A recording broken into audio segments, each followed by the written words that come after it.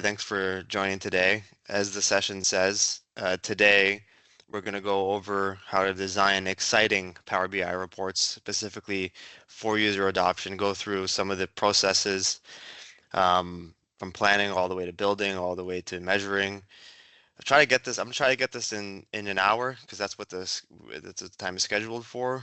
But yeah, thanks for starting. I do want to give a shout out to Callie and Shortlist and everyone helping me to do this today. I've been part of this community fairly recently, so it's nice to be included and be able to share my knowledge with everyone. So yeah, all right, so let's go. So what I really want everyone to pull from this session today is first off a little bit about me. I'm going to go, like Callie said, briefly into my introduction, my experience, and what led me to make this kind of session and the inspiration for it.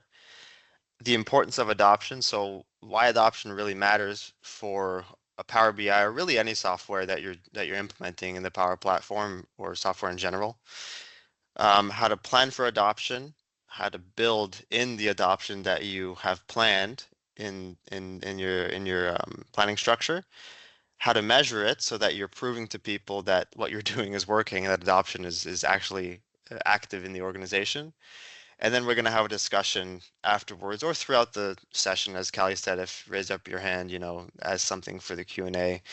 Uh, it's okay throughout the session. It's kind of casual, right? So that's the plan. So about me, a little bit about me, as you can probably tell from these pictures, I have international experience in the Power Platform and in the Dynamics ecosystem in general. I've worked both in Canada and in Japan for around 2 years doing ERP projects on finance and operations, on Business Central, on, like I said, the Power Platform, Power BI, obviously. So I have a very kind of general knowledge of all these things, particularly though with Power BI. That's where I've been the best at. That's where I've seen adoption having problems, and throughout my experience, kind of built this strategy of tackling adoption or in organizations. Now, after all those experiences, I created my own company that's just Power Platform focused. It's called Elara, and that is also based in Canada. And I am a Power Platform architect as well with all the certifications and that kind of stuff. So if you're interested in talking to me about really anything, Japan, what it's like living there, or the international business or whatever you're interested in, go ahead and send me an email or a message on LinkedIn. I'm happy to connect after this type of session. Okay, so what actually kind of inspired me for this, alongside my experience and what I have gone through in this industry, is really I find two categories of people in these sessions. There's people that are Power Platform professionals from beginner to advanced, which most of you are, I think, in this chat right now. And then there's people interested in how they can leverage Power BI specifically in their business, from that beginner to advanced level as well. But despite what category you're in, both of you in these sessions want to obviously get the benefit of creating better reports that people actually use, right? That's the name of the game in any software implementation. It's the gift that keeps on giving, right? People are seeing things that are working, people are using your reports, they're getting excited, and they're making sure that they're having a difference in their organization using the things that you have built for them. So that's the ultimate goal of whatever category you're in or you're on this call today. That being said, I also offer trainings, and if you're a consultant, I offer services to do Power BI for your customers on your behalf. So those are things I guess we can talk about at the end, but I just want to mention that at the beginning as well. So diving this into statistics and some of the information out there that I found that support my own evidence throughout projects, it's kind of astounding that up to 80% of BI projects fail for at least one of these following reasons, right? First off, obviously lack of adoption. Second is misunderstanding of the key requirements. And third is time to value issues. All of these are kind of related to adoption really at the end, right? Because if you're misunderstanding key requirements, if it's taking you a long time to deliver things, then probably you're not on the right track, right? You're probably going to make something that is not going to be used by the people after the report is actually sent out and done, right? So my own experience alongside that kind of data has taught me that adoption most of the time really isn't considered until the project has gone wrong. It's not built into the entire framework of the project, right?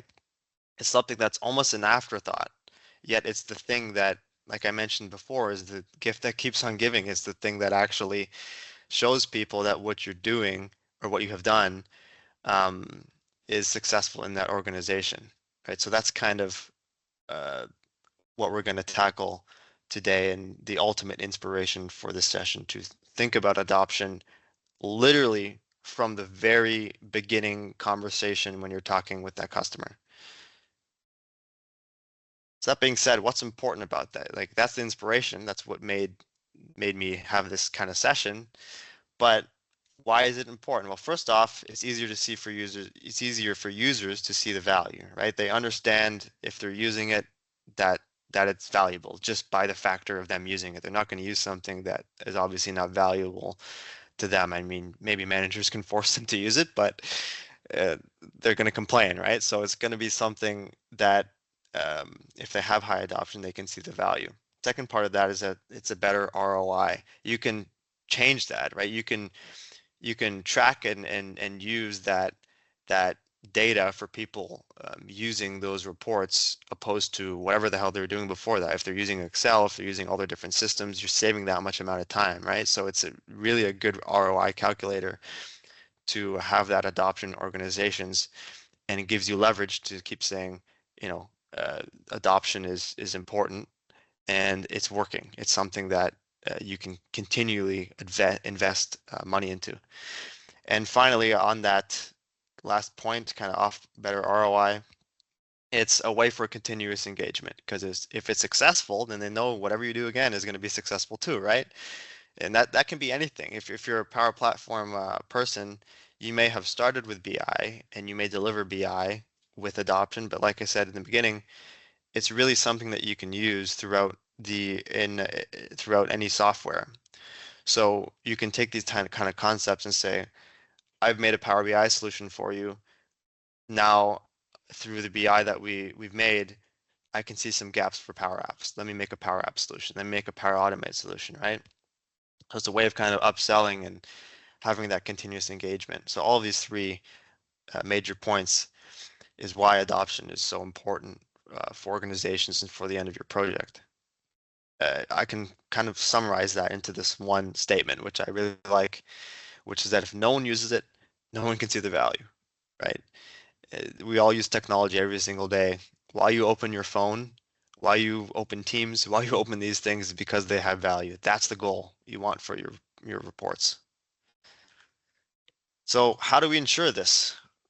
Well, as I mentioned at the beginning, through the agenda, first we plan for adoption from the start with our discovery sessions from the very start with those meetings with customers. You think about adoption at the beginning, then building into your report using all your different design techniques, all the things that make you unique as the person delivering this type of a report. And then finally measuring all of those things to prove that you have planned, you've built it, now it's working, right? So it's kind of using BI to measure BI in a way. Starting with architecting and planning for adoption, I typically use this methodology, the 4Ws. You probably heard this before, to think about what actually matters to them and start your architecture. So 4W is just being, who, what, where, and why.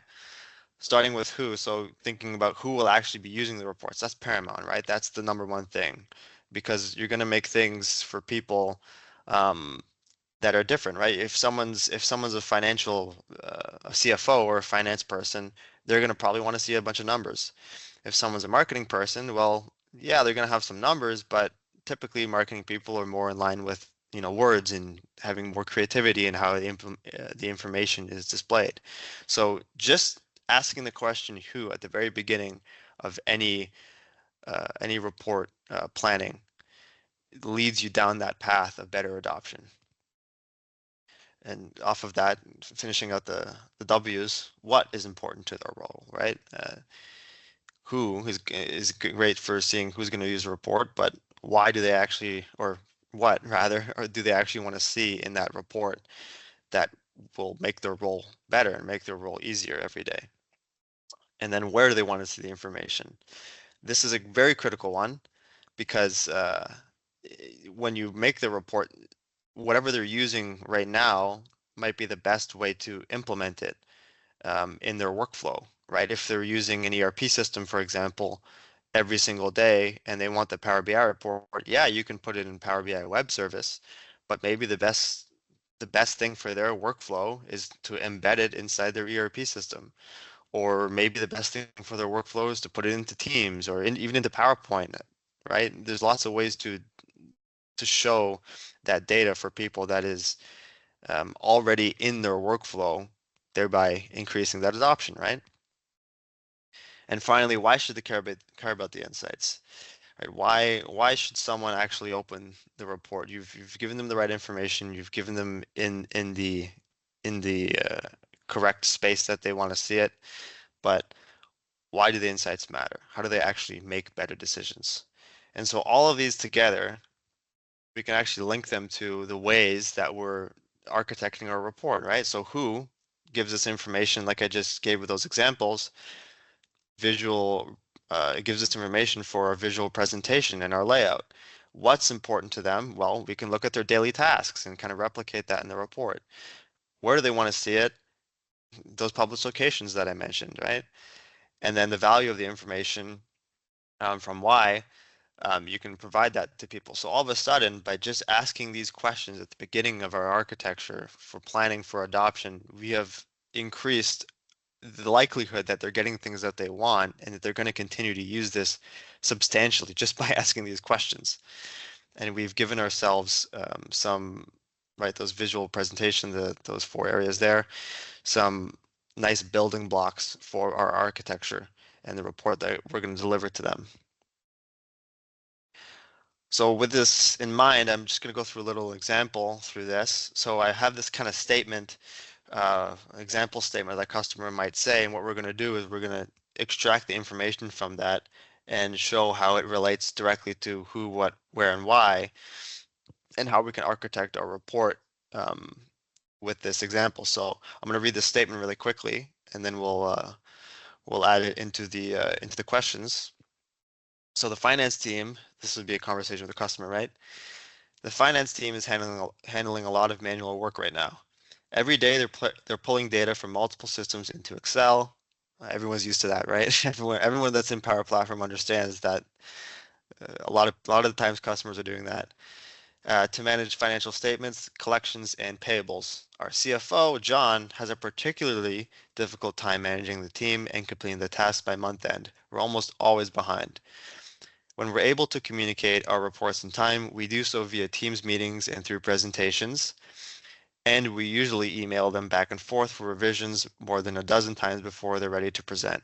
This is obviously, it's an example statement. It's something that takes a long time to get your customers to say, or whoever you're building reports to get it in this nice, succinct kind of paragraph. But aiming for something like this and then figuring out where to map to the questions, if I go to my next slide here, you can see we actually have the information right here to start architecting a report and building in that adoption, building in that plan for stuff that they're actually going to use, right? So in the red, answering the who part, we have their finance team and their CFO, John. Those are who's going to use the report. In the green, what's important to the role? Well, they want a comprehensive review of financial statements, collections, payables, those types of things for their role. Where in the blue, they want their information in Teams meetings and through presentations, and they say they use email. So right off the bat, as a Power BI developer, you can say, oh, they're going to probably use email subscriptions. That's good for them because they can see the report every day. they're already using Teams, so let's integrate that into Teams. They're going to be using that every day too, right? It's in their workflow. And finally, in PowerPoint integration, um, you want to make sure that they're prepared for their financial meetings with their report in their PowerPoint, right? And then finally, why should they care about all this information? Well, because they're almost always behind, right? They just told you that we've done all these things right now. We're almost always behind. Um, and they need to have data that's automated and updated, which is one of the biggest use cases of Power BI. So all this being said, let's take this now and let's align it to those architecture that we went through in the beginning a bit with our layouts, right? So we have our answers to those questions and we can tie that directly into what we're building in our architecture, our visual presentation layout, right? Like I mentioned before, we have the answer to that now. We have John, the CFO, the finance team, our daily tasks, comprehensive view of all these financial statements, where they want to see the information, the value. All these things now are great building blocks that are even deeper than before of architecting or report so that it's increasing the likelihood of adoption. That being said, these may be the things that are inside your report, right, that help you architect what will actually go into it, but what is the actual report trying to achieve?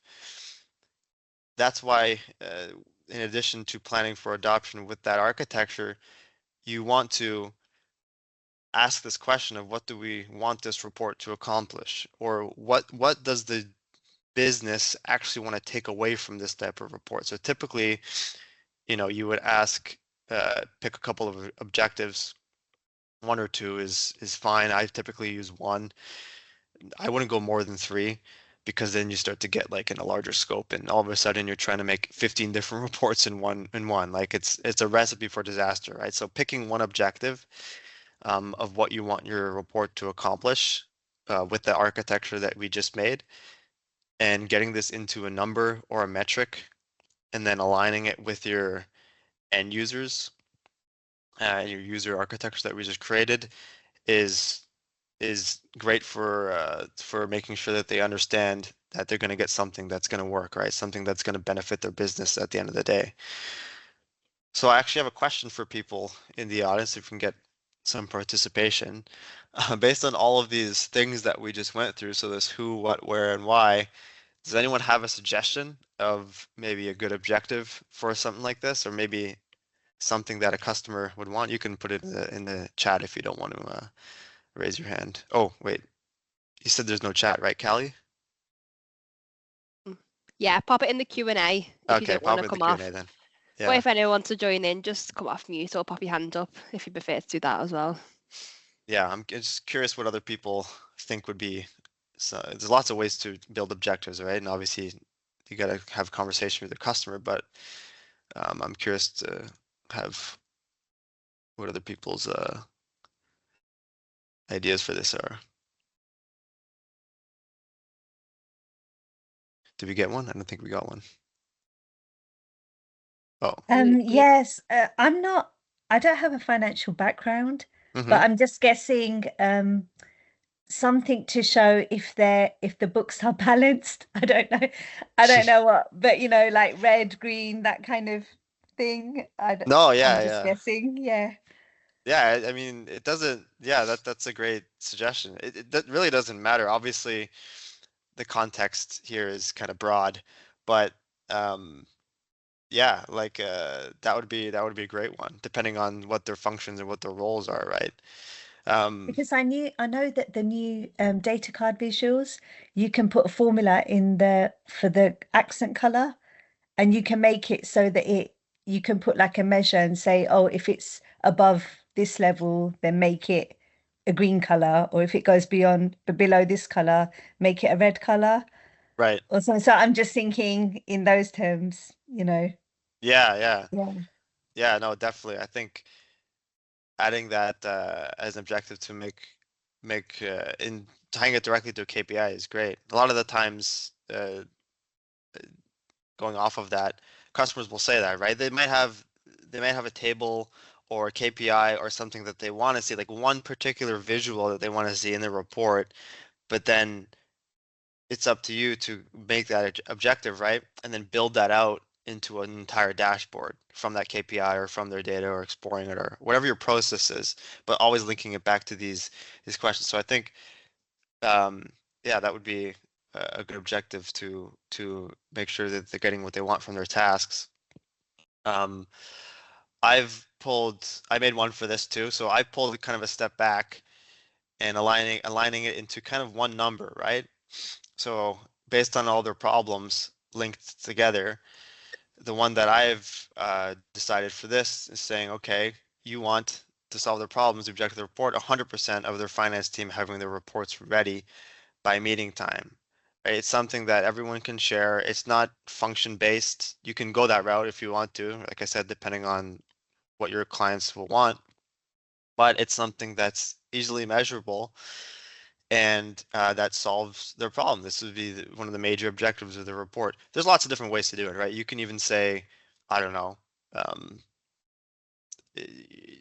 different hours in your report. If your team is spending 10 hours a day or roughly 10 hours a day or a week, 10 hours a day is a long time, sorry, 10 hours a week spending your time on that particular task, then that's the objective of your report, to make sure that you're not spending 10 hours a week on that, right? So it's something you can measure. So highlighting that number there to show that it's a metric that you can achieve, and it goes into that point of adoption even farther. When you're making that report, if you make this as an objective and you're achieving this, that's what you set out to do, right? So it's in the scope and it's something that increases the adoption of your team or their team rather. So here's another example of 5 hours saved per team member per week on report generation. That's a good objective too, right? You can choose something that's numerical, choose something that you can achieve, and that reinforces that adoption of what you're doing for this report is working. So that being said, I want to go through a bit of how to challenge stakeholders or challenge people that are kind of new to Power BI or Power Platform in general in the customer base that you're going to talk to, because a lot of the times, right, you may have a lot of challenges with actually proving to them that Power BI or something is the solution to their problems. You can show them demos. I mean, you can show them all the tricks, show them the KPIs, show them everything that you can do, right? But linking it to their business context is so important, right? Because sometimes stakeholders don't really know. So you need to kind of challenge them to think differently about their IT systems and show them what's capable. Using AI is a perfect example of that, right? We all encounter AI every single day now, and it's hard to find our use cases. It's difficult, right?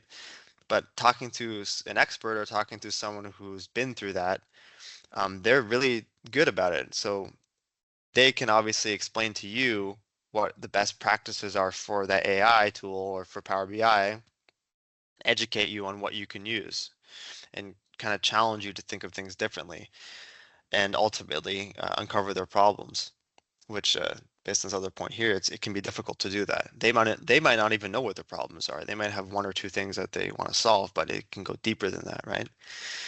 And so often this is because they're not aware. Like I mentioned, you're the expert. You know everything about it, but they do not. They know one or two things about it. So you kind of got to show them through that. And so that's why the solution to this is to ask questions. We all know that's part of the scoping process, but ask questions that particularly challenge them and how they view their IT systems in a constructive way, right? You don't want to be argumentative. You don't want to say, "Oh, you're doing all these things wrong," or whatever. That may be the final conclusion, but asking questions to get them to that point that they can realize that themselves really, really helps you create those problem statements and create value for adoption. Um, when you're having conversation with your stakeholders. So just like that other example that I gave you with that problem statement, if this is the goal of the problem structure, how do we get here? How do we use those challenges to show a customer what's possible? So let me go to the next slide. So I'm just going to give an example of some conversation, a short conversation between a customer and walk through how they can realize the solution, right? So right now we have customers saying, right now we do a lot of manual processing with Excel. It's time consuming, but we managed to get it done. So in this statement, they're problem unaware. They understand they have some issues, but they're not really understanding the full scope of what they're trying to, of what Power BI can solve, right? So then you double down, you keep asking more questions. And you ask, are you getting it done in time for your critical meetings?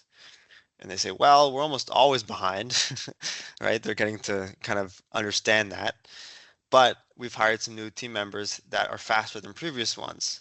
And you say, have you always had a high turnover with team members doing these tasks, right? Again, doubling down, going through those questions, kind of challenging them a bit to see where their problems lie. And they say, yes, our processes are quite complex when it comes to our financial reports. So they've admitted that, right? They've understand that maybe they've understood it before, but now they're telling you how it relates to the solution.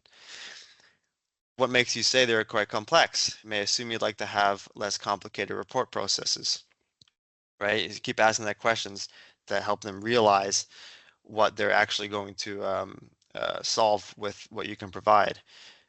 Customer would say, well, there's just too many tasks. Over time, we got used to exporting data from our systems and just manipulating them to fit our standards, which is typical of most organizations, right? They find these simple solutions to very complex problems that build up and build up and build up, and all of a sudden they need Power BI tomorrow, right, to solve all their processes. And say, and yes, I definitely want simpler processes. Everyone wants that.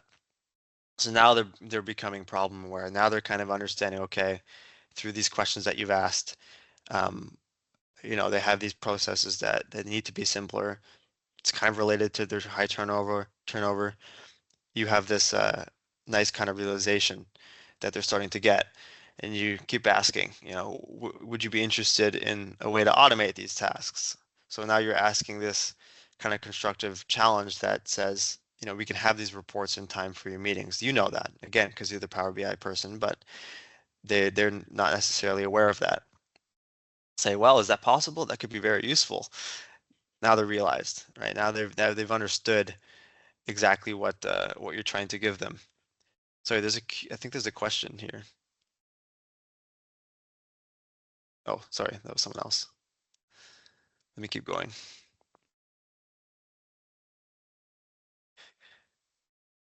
Keep going on the process, right?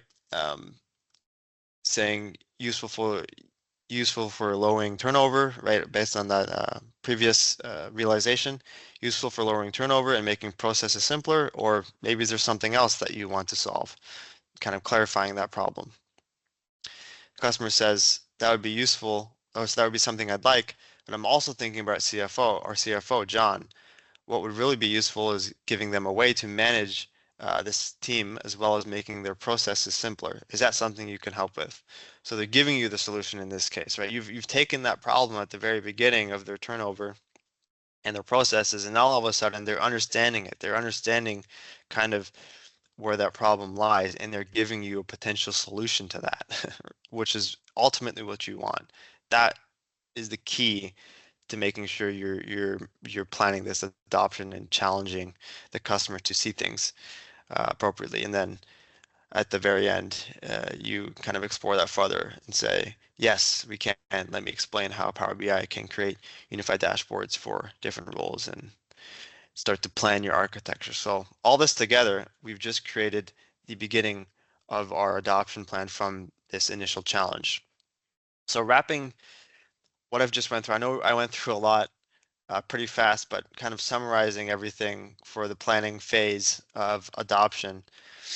We've asked those challenges, right? We took their initial problem, asked those challenges in the stakeholders, got that into a problem statement that we have defined as to what they've have differences and problems with right now, turned it into an architecture using those four W's that we've answered, and then aimed it towards the goal. So aimed it towards 100% of the finance team having their reports ready by meeting time and aligning it with the objective. So all of a sudden, we've created this foundation for planning for adoption.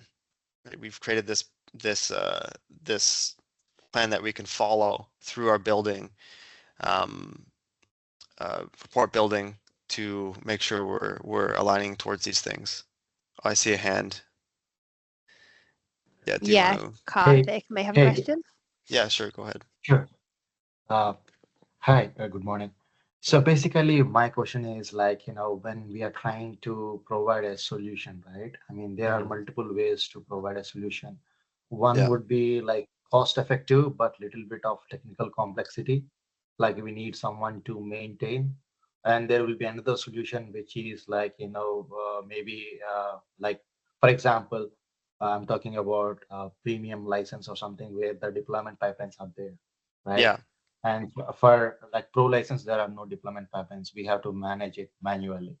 So when we providing a solution to the team, right? Uh, mhm.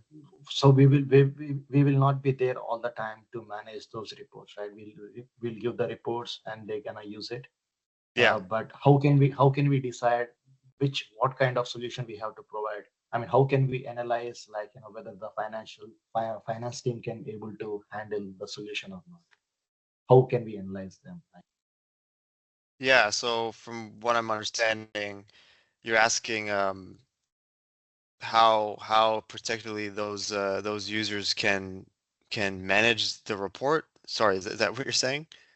Yes, yes. Yeah. Yeah, well, I mean, that kind of goes into after the solution is finished. If you want to offer those trainings or something that you can provide in building the reports, then that's something that you can offer as the consultant. But I'm gonna get into that in just a bit. A lot of the times you want to build these specific, like these are the plan, right? This is the plan we're looking for. And yes, this is very simplified, but in reality, you want to focus on what works best for those people and build that literally into the UI, into what they're doing to make sure that they're understanding the report to the best of your ability. So you can just leave it, right? You can just leave it, it's hands off. They have everything they need in the screen, in the user interface, in what solution you're building for them, so that they can understand kind of what they're doing. So that way you're increasing that adoption that you're planned for. Or like I said, you can upsell and add your training too at the end if you wanted to do that, which is a good thing too. But let's say your financial people that you're making reports for, um, you know, they, I don't know, they're not good with. I'm not gonna say they're not good with numbers, but I don't know. They're not good with graphs. Let's say they hate bar charts or something, right?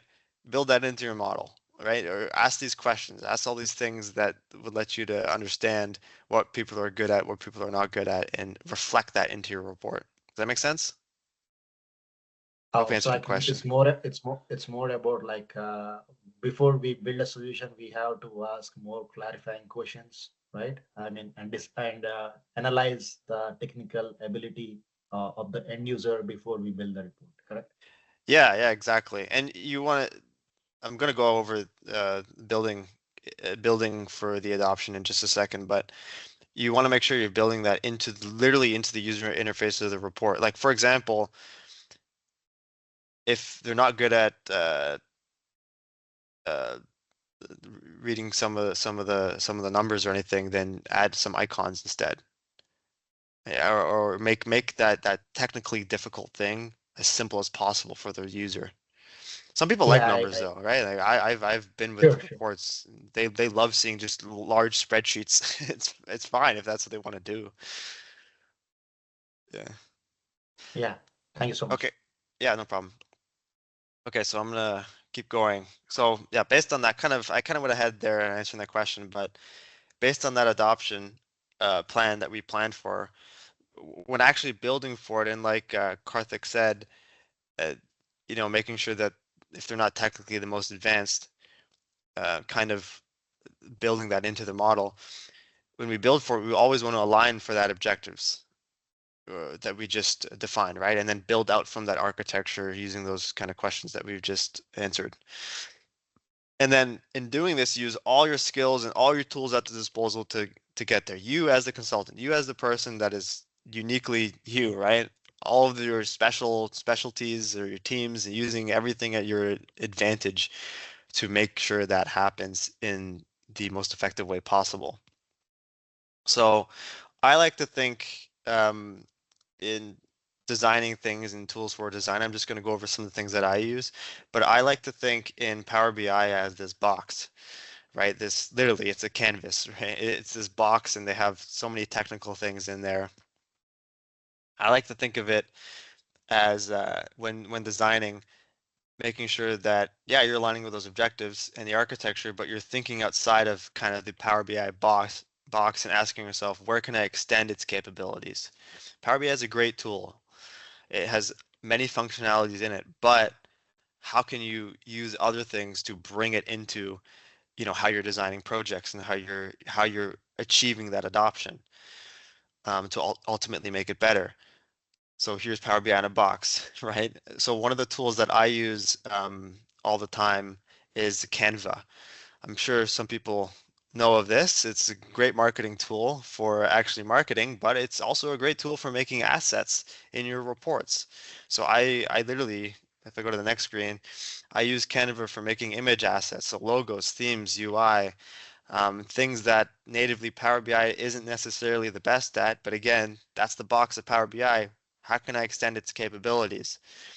Using measures and calculated columns and Power Query is great, but from a design perspective, there's so many other things you can do and so many different softwares out there that you can extend through Power BI. You can also use, built-in Power BI tools for extending it. Like I know you can make SVG, custom SVG images and stuff if you wanted to do that. If you have ways of doing that, that's great. It takes a long time to do that sometimes, but it's another tool you can use, right? But I really look at other technologies that you can use to build in that uniqueness that you can provide. So the other tool I use is Figma. I'm not sure if anyone knows about this. If you're a Power Apps developer, it's really good for UI and UX design. But I use it for backgrounds, for templates, and for prototyping mostly. I almost always start with the design of a report in Figma first. It really helps getting that nice element of design and unifying everything together. And I'll show you what that looks like in just a second with the demo. Does anyone have any other tools that they use? I'm just curious if anyone's experimented with some things, or if you know of some tools that maybe you want to use or something. These are my go-to ones, but maybe oh, Soti, yeah, go ahead. Sorry, I'm just coming off on mute. Hi there. Thanks, Nick, so far. To be honest with you, I use the same ones, exactly the same ones that you Oh use yeah, for Power BI stuff. I usually use PowerPoint. I don't think you mentioned PowerPoint, good old PowerPoint. yeah, So I use PowerPoint for kind of designing some reports and then putting it in the background of Power BI. I've only just started using Figma, and I'm curious, what is your preference? Figma, but have you used PowerPoint for the design stuff as well? yeah. I use PowerPoint for icons and some of the other stuff there, but it's fairly basic, obviously, because it's just background stuff. It's good, but Figma, I'm gonna go into in just a second, so it's good you're interested in it. It's a UI specific tool. You can get lots of cool stuff there. Like icons, for example, is very limited in PowerPoint. So Figma has a whole library of different icons that you can use, and it's open source, or I think it's open source. Anyway, there's a bunch of libraries and stores and extensions. It's like app source basically. It's really cool.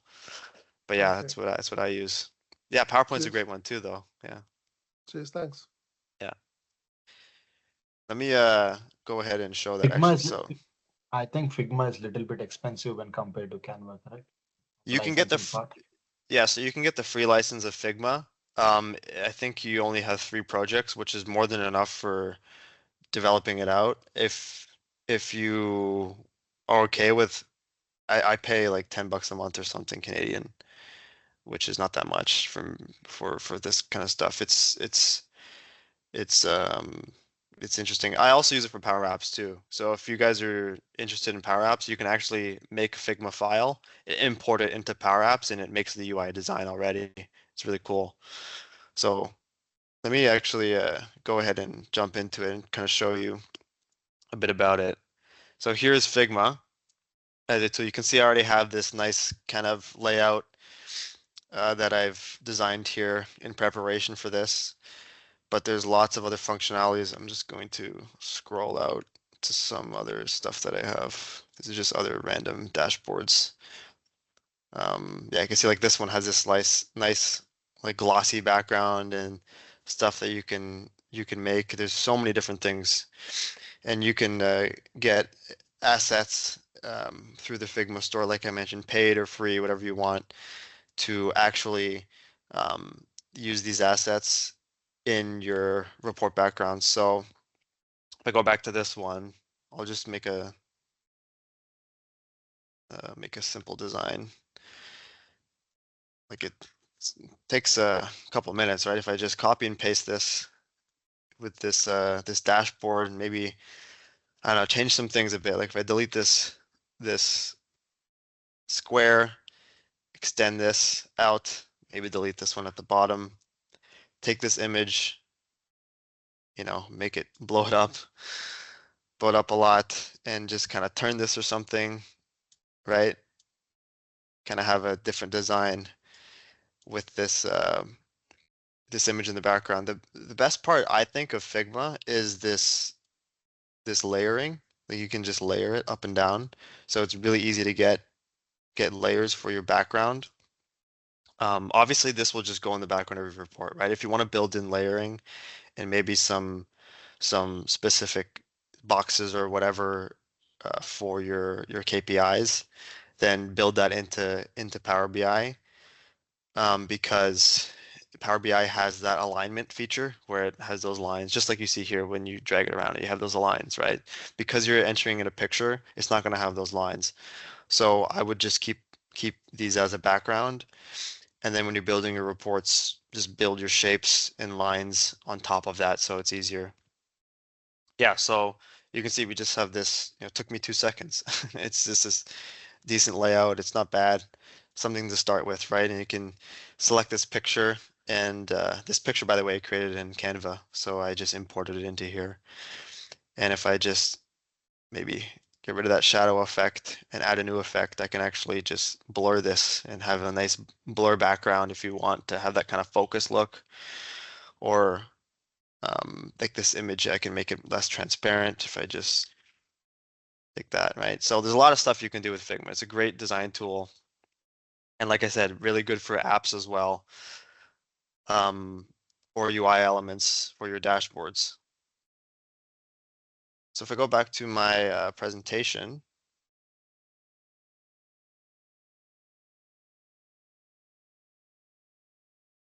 sorry, so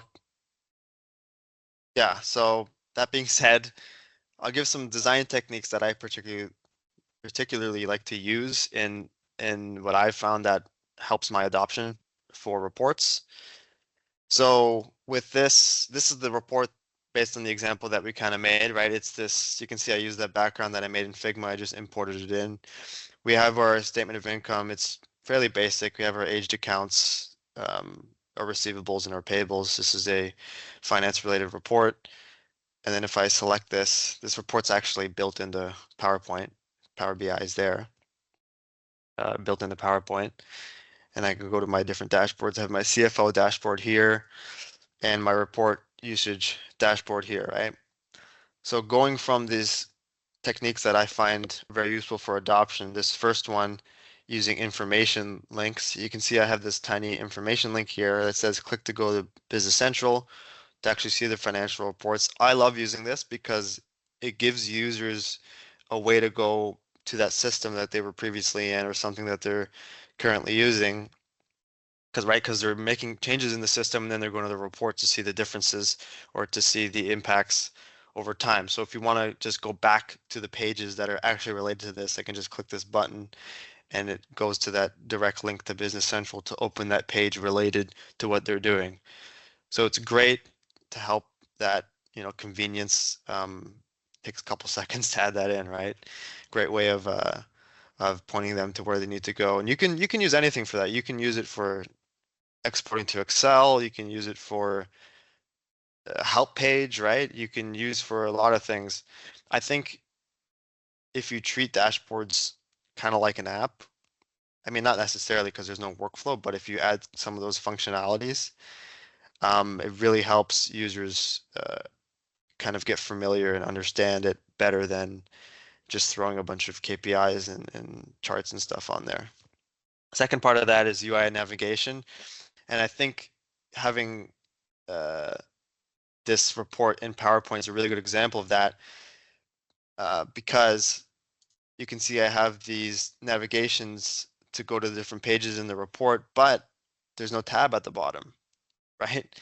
Typically, when you publish a Power BI report to a web service or in other places, they have tabs at the bottom to switch between pages, which is what most developers are used to using. However, if you're going to use different ways of showing the report, you want to make sure that you're building it into the actual UI so that people can use it depending on where you're publishing. It's just a very simple, very easy way that people can actually jump through your report, and it works for every single area that you publish it. On that note, text values is another way of showing that data in more detail. Like these text values here, see that they're directly linked to other values in the report. And we have our KPIs, but we add, those details to give more information, say last year actuals and deviation for each different KPI. Even here, this little snippet of words here, these numbers are values as well that change as the data changes. So in December, that would change to the month that you choose. This would change the numbers that you have related to those, right? So adding these text values into your reports really helps giving that extra amount of detail to the user.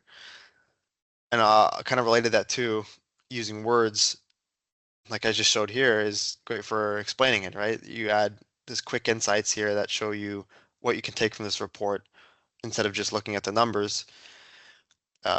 It's presented up here. Down here too, we have words instead of just saying, sales by month or progress by percentage or whatever you're trying to do. Turning it into words really helps answer those questions that that people have when they're looking at the report. So which cities in Canada are most sales? How many team members are ready for the meetings? All that kind of stuff. Adding that really helps users get familiar with the data. And finally, Q&A features. I like adding this to every report. This Q&A button here, it kind of introduces people to AI, helps them realize what's possible with stuff like that. So just pressing the Q&A button, it's small, it's just something you can throw in on the side, and it's really helps them get hooked on what Power BI can do. I think we have a question from Soti whenever you're ready, Nick. Yeah, my question was regarding introducing embedding in Power BI. I remember when it came out and I was trying to introduce that, but I had pushback from some sectors of the business because of security. They were a bit nervous that they just wanted more control over who was going to be able to see this report in Power BI. I'm just curious to see if you'd had any friction with introducing or working with that kind of a issue. Yeah, I mean, where were they, if you don't mind me asking, where were they trying to see it? Typically, I do that with like websites, stuff that's already public. So I never really had any pushback with that, but that's just my use cases. What Yeah, were no, they it trying wasn't to do? public. It was internal. It was a big organization. It was internal, Okay. but it was almost like I think they didn't want other people in the other part of the organization to see it. To be honest with you. Yeah, right. Yeah. Well, I mean, if they want to embed it into those places, um, unless there's no login, it's you can't do row level security. So yeah, it's I never really had any problems with that, pushback with that, but that's a difficult problem to have. Did you end up push embedding it, or what did you end up doing? No, no, we ended up doing run level security, doing it through the Power BI service, the Yeah, usual stuff. It was seen as an yeah, innovative. We were like, yeah, it's innovative. This is easy. It's easy for some people to get access to it, and it was just kind of a quick no, because I can't. It was a while ago. I can't remember exactly. We didn't quite have as much control over the security as I think as we would have done just running it normally through the Power BI service. Something about, I don't know if it's sensitivity labels or something like that. It was a control over the security. Hmm. Yeah. No, I've only played with row level security in my projects, which has been working fine. But yeah, if you're embedding it, it's you can't get that, right, because the user's not signing in, so there's no way to tie that in. Hmm. So yeah, maybe it's an application thing. I mean, depending on where they're seeing it. Like if you're in Business Central, for example, and embedding it on a specific page, then the role goes to that page. It doesn't go in Power BI, right? The governance is there. So that would be a potential solution. But yeah, it's interesting. All right. Cheers. Thanks a lot, Nick, for the session so far. Yeah, Take no it easy, problem. everybody. I've got to go. Have a nice weekend, everyone. Really appreciate the information. Thanks. Yeah, thanks Bye. for Bye. attending, Soti. Appreciate it. Cheers. Bye bye. Yeah, so here is where we left off, I think. I think I just mentioned the Q&A feature. So tying that, this design, because this design obviously is built off of that example that we were just looking at. The design, if I go back to that who, what, where, why questions, who, we've established that in the report, right? We had two separate pages, as I kind of discussed with Soti. The way you would separate that is through row level security to make sure that people are seeing the right information and having the right stuff presented to them. But either way, we still have the financial statements and the CFO dashboard that we created for each different person using the report, right? Then in terms of what's important to the role, we talked a bit about that with their finance team. So we have that here, right? We have the financial statements. So you can see how those initial questions that we've answered to actually bridged into our structure of the report. And so we know we're hitting those questions, and we know those are things that are obviously very important to them, uh, that they will want to see every single day, right? We have our aged accounts, our aged payables there as well. Then in terms of where they want to see the information, I know this is in PowerPoint, and I can go and show subscriptions, but for now, let's just assume that this is where the report is going to be shown, right? The email subscriptions, the Teams, the PowerPoint integrations, wherever they want to see their report, we've asked those questions. So that increases the chance of their adoption in those domains, and we built that into our architecture. And then finally, why should they care about the insights? Well, this is automated, right? They're almost always behind and need this data there. So it's there, it's in front of them, it's what they want, and it's for the right personnel. And so all of a sudden we have this dashboard that actually tackles all of their problems that we've established in the planning phase. Oops. Yeah, and then finally we have this goal, remember with the objective that we established at the beginning of 100% of the finance team having their reports ready by meeting time. We've actually tracked that here through how many team members are ready for meetings, and we've incorporated that into the dashboard because that's something that the CFO cares. So even though this is an objective of the report, we built it into the actual model as one visual, but it's the ultimate goal, right? They have things that they want, but you can track and see that this report is achieving that objective. Right now, obviously, it's not 100% because with the data that I used for this kind of report, it takes time for adoption, right? You have to know the report is being used over time. So it's not necessarily 100% right now, but we're moving towards that as the goal. So this last part, we've talked about planning, we've talked about building, now measuring that adoption. You've kind of seen it a bit there with that usage or being ready percentage rate. But I like to call this last part of measuring it kind of BIception because it's using BI to justify BI really. You're adding visuals and things that monitor your project to prove that your project is working. And there's two options for doing this. You can use out-of-the-box analytics to measure the report and the usage of it, or like I've shown previously, you build the measurements into your reports as something that is there. The key points with building these measures are to obviously first off make sure that you're measuring what you aim for in your plan, right? Whatever your plan is, like that objective we just described, make sure that you're measuring that and proving to someone that it's working in the reports that you're making for them as part of the solution. Second point there is to show clearly how often your reports are being used with those metrics either out of the box or that you're building into the report. And then adding something like an adoption rate or some sort of similar metric to show them that this is actually working is a great way to prove like automatically prove that um, it's being used or being adopted. And when you have check-ins with the customer after it's done, it's a great way of showing that data instead of just saying, oh yeah, we did this for you, it's done. You know, it's probably working. That way you have ways of actually measuring it. If I go back to the report, in this report usage screen, this is actually what this is measuring, right? We have our total views of a report, our average daily views, the amount of unique users. This is total views of all time, by the way.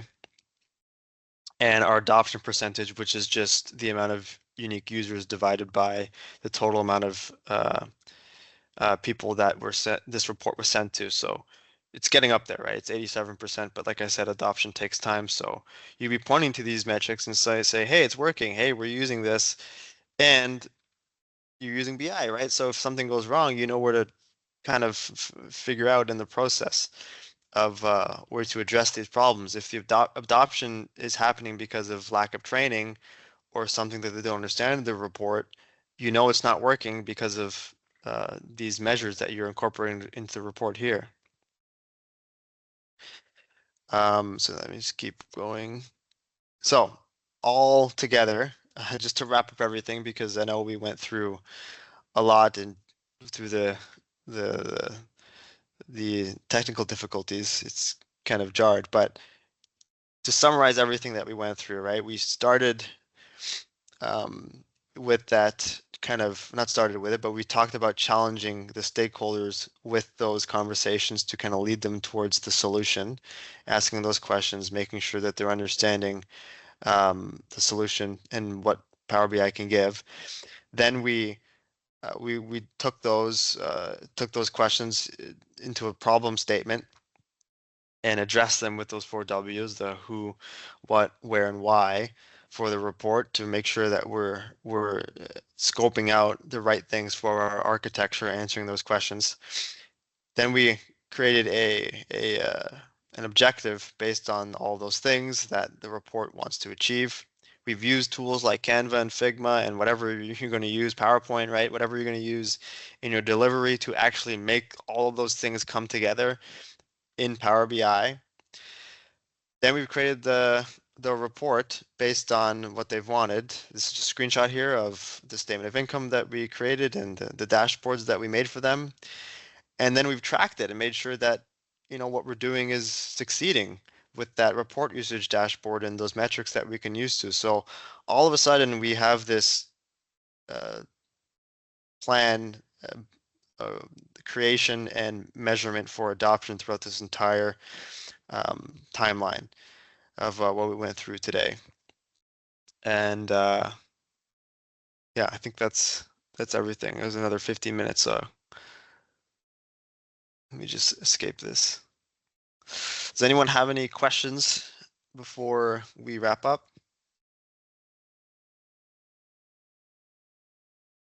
No, I think quite a few people have had to shoot off, so I think it would be really cool to maybe do a part Yeah. 2 and delve a little bit more into it, and we could maybe make it a little bit more interactive as well, because I think the guys, especially that shooted off a 5, were quite keen to ask a few more questions. So we could always do a little follow-up next week, or whenever you're available, and whenever the guys are available, really, to continue this. But if anyone has any questions on the topic so far, feel free to pop them in if you're happy to stay along.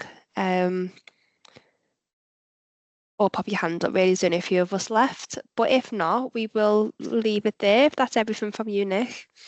Yeah, I think that's everything from me. Yeah, if there's no questions, thanks for attending. I appreciate it. And connect with me and message me on LinkedIn if you want to talk about more stuff like this, or curious about my experience getting in this industry and getting to where I am now. So yeah, thanks for having me. Thank you so much. Make sure you follow Nick on LinkedIn. He is going to start posting a lot more content. So it'll be a good idea to request him on LinkedIn now, keep up to date with him, and then you'll be able to get all of his next presentations and YouTube videos, and all that will be on there. So definitely hit him up, and obviously shortlist on our VRT page. We are going to be doing a lot more VRTs in the future, so keep up to date with them as well. But yeah, thank you so much, everybody.